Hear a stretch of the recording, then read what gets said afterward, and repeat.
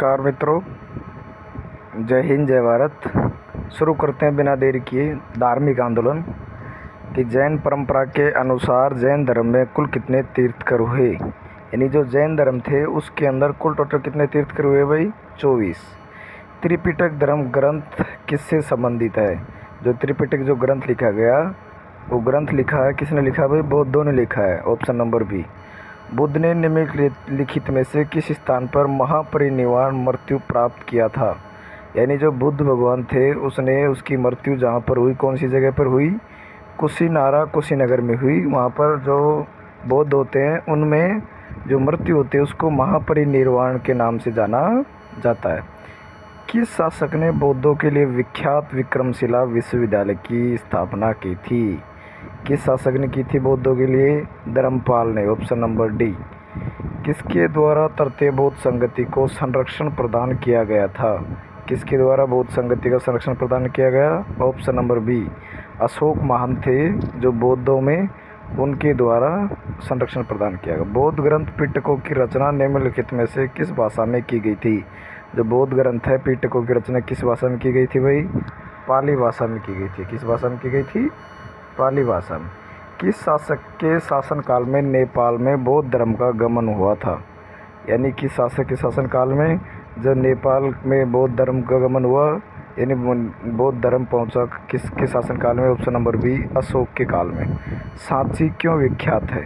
आपको पता सांची क्यों विख्यात है? क्योंकि वहाँ पर बौद्ध स्तूप, बड़े बड़े बौद्ध स्तूप बने हुए हैं, इसलिए सांची विख्यात है। तो सांची सबसे बड़ा बौद्ध स्तूप है।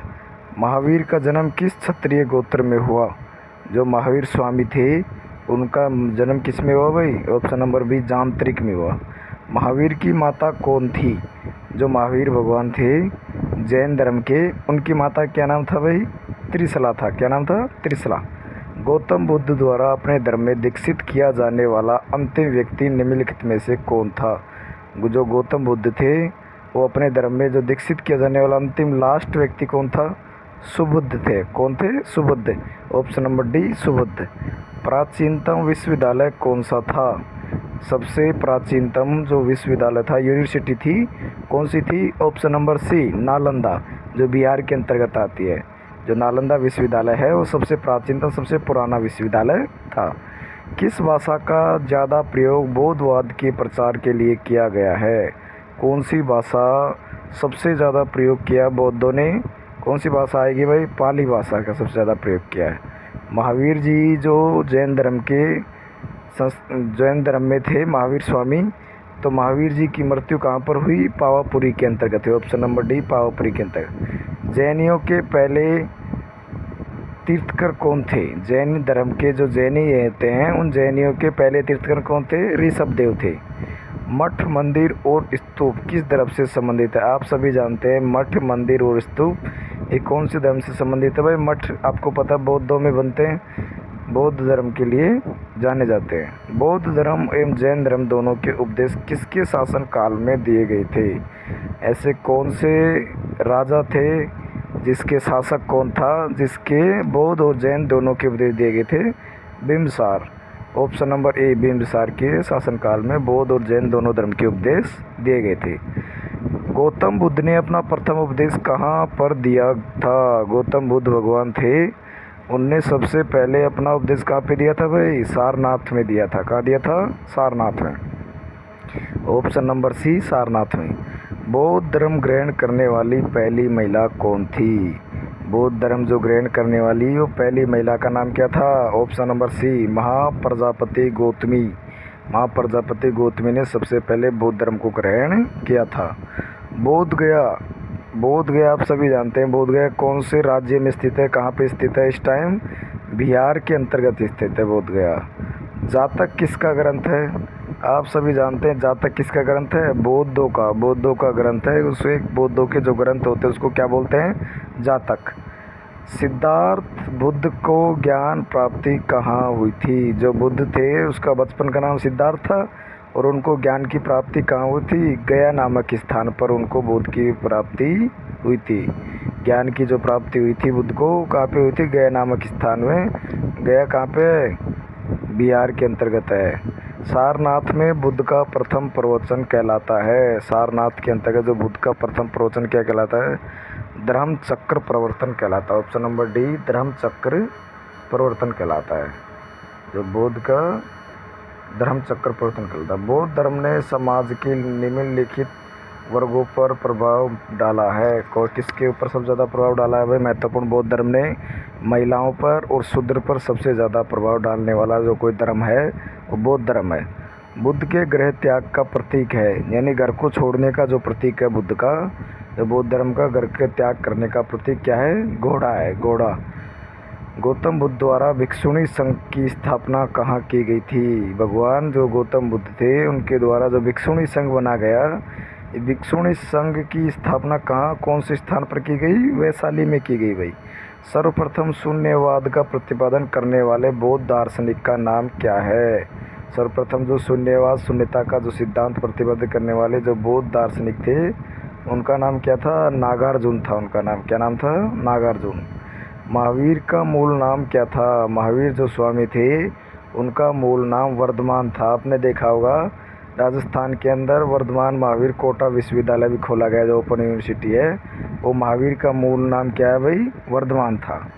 किसे एशिया की रोशनी, द लाइट ऑफ एशिया कहा जाता है? यानी संपूर्ण एशिया को प्रकाश देने वाले ऐसे कौन है जिसको द लाइट ऑफ एशिया कहा जाता है? Option number B, Mahatma Buddha को द लाइट ऑफ एशिया कहा जाता है। दिलवाड़ा के जैन मंदिरों का निर्माण किसने करवाया था? दिलवाड़ा का जैन मंदिरों का निर्माण किसने करवाया था? ऑप्शन नंबर सी, चालुक्यों ने या फिर सोलंकियों ने दिलवाड़ा के जैन मंदिरों का निर्माण करवाया था। नागार्जुन कौन थे? नागार्जुन बौद्ध दार्शनिक थे। ऑप्शन नंबर डी, बौद्ध दार्शनिक थे। जैन परंपरा के अनुसार महावीर कौन से तीर्थकर थे? जैन परंपरा के अनुसार महावीर 24वें तीर्थकर थे। कौन से तीर्थकर थे भाई? 24वें तीर्थकर थे। जैन धर्म का आधारभूत बिंदु है।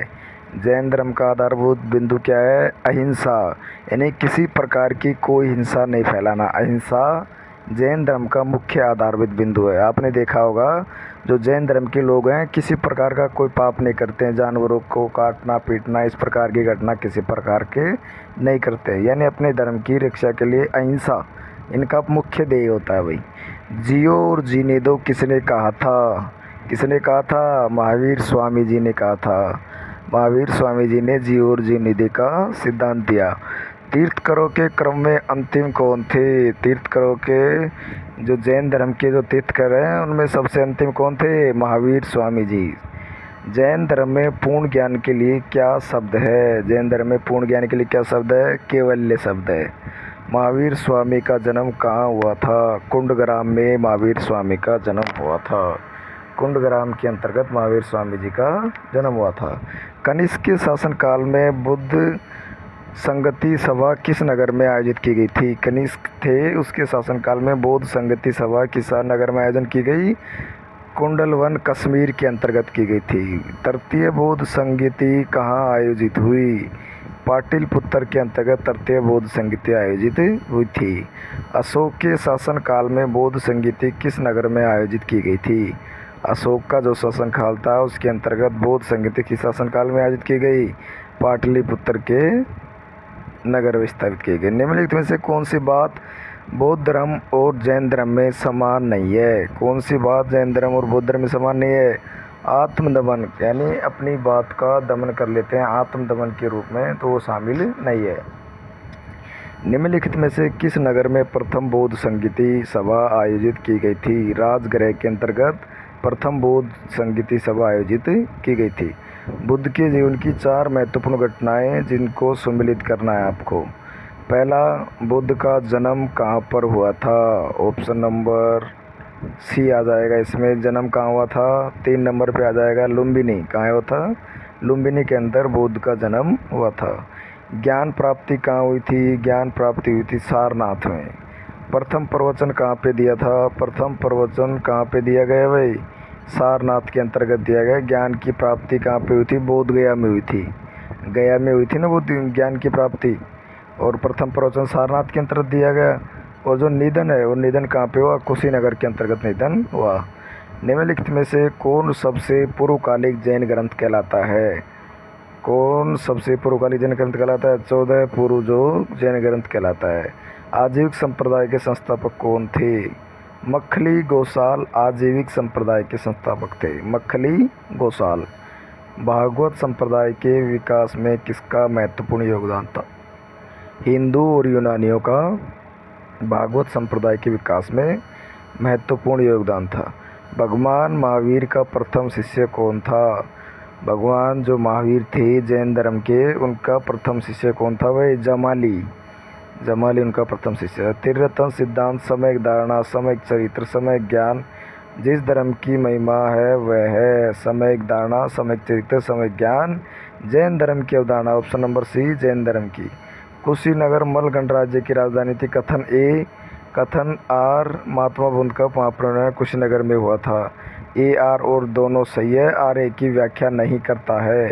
ये दोनों अलग अलग वाक्य, इसकी व्याख्या नहीं करा कि कुशीनगर मल गणराज्य की राजधानी थी, ये सही है। महात्मा बुद्ध का परिनिर्वाण कुशीनगर में हुआ था, ये दोनों सही है, लेकिन दोनों व्याख्या नहीं करते हैं। निम्नलिखित कथनों के विचार करें। चैत्य व विहार में क्या अंतर है? चैत्य और विहार, आपको बता दूं, चैत्य और विहार किससे संबंधित है? बौद्ध धर्म से संबंधित है। चैत्य पूजा स्थल होता है जो बौद्ध धर्म में होता है, जबकि विहार निवास स्थान होता है। ठीक है मित्रों, आज 50 क्वेश्चन ही पढ़ेंगे, बाकी कल से अध्ययन करेंगे।